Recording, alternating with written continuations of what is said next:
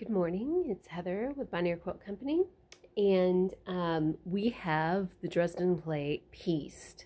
So we made a couple of different decisions as we were moving along. One of them was to take out the green border that I had originally put in.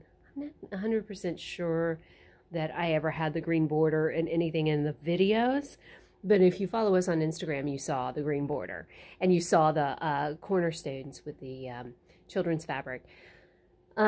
Once they got in, first off, I have to say I love this quilt. I love it with the cornerstones. I love it without. The green border felt a little iffy once I got it in there, and I even reached out to my husband and I said, what do you think? And he said, it looks fine to him.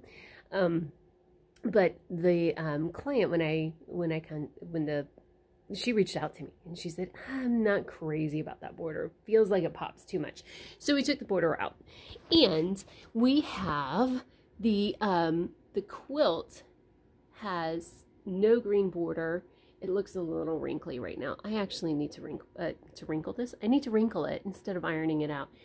I need to iron it again because when I took out the green border, things got folded up, and as I was handling it, it got a little bit wrinkly again. So, but our next step is to quilt it, and I think the last thing that I'm going to do is I'm going to add, I'm going to quilt this with some daisies. I think that would look really cool. It's going to be edge to edge. If I was really good at ruler work or free motion quilting, I would totally do that on this quilt. I think this is a great opportunity. If you ever do a quilt like this, I'm actually writing up a pattern for this very quilt so that other people can make this. If you do this and you do ruler work or you do free motion quilting and you're really good at it, this is a perfect opportunity to do something like that, because around these Dresden plates, you could do some cool stuff, and you could even quilt in the plate itself if you were brave enough. I haven't gotten there yet. I have a class on ruler work coming up in April, so I'm looking forward to exploring that. I generally don't have a lot of time to practice new techniques because I'm rolling these things out so much, and I'm trying to do design, and I'm trying to write patterns, and I'm trying to do some other stuff as well. Totally not a complaint, by the way. I do what I love. Cornerstones are indeed, they are, let me see if I can get it, they are gray.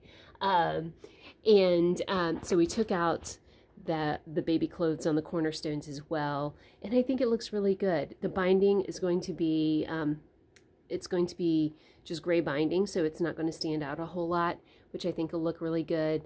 The backing is going to echo the vine piece of our, you know, this right here. That's going to be the backing.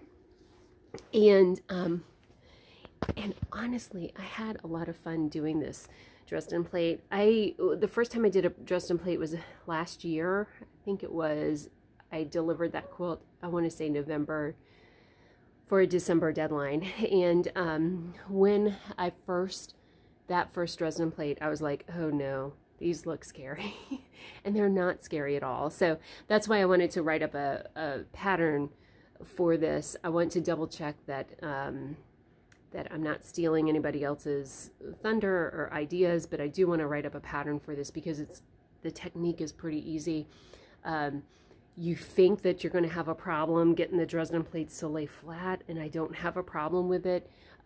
So I think that this would be a great thing to share with other people, so that if you are interested in doing something that is this freaking adorable with your child's clothes, or with just batiks or whatever you want to use, then you can do it. It's not hard. It's not,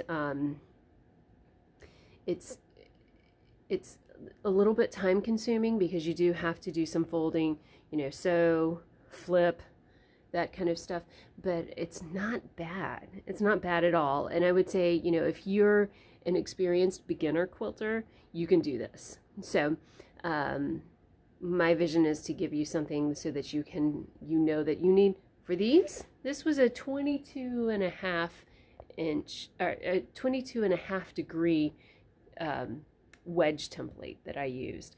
How would you know that? And if you're not an experienced quilter, then somebody needs to do these calculations for you. That's me. So anyway, I am going to post the final picture of how this quilt turns out on Instagram. I'm not going to put it on YouTube, but it will be on my Instagram. So follow us there at Bon Air Quilt Co. Also come see us on Facebook. We often do posts on there. So if you're not on Instagram, but you're on Facebook, again, Twitter is my husband's bag. I haven't done much with that. But yeah, if you want to see the final of this, come see us there. And I hope this has been useful for you. I hope that seeing somebody else go through a process kind of at least helps you to know what questions to ask and what questions will need to be answered. And if you have any questions at all, of course, reach out to us. We are happy to help you. Us is me. My husband does the IT stuff. I do all the interpersonal stuff. So I should say reach out to me. And I am completely happy to answer questions that you might have. So happy sewing. Hope this has been useful. I hope you're all safe and healthy.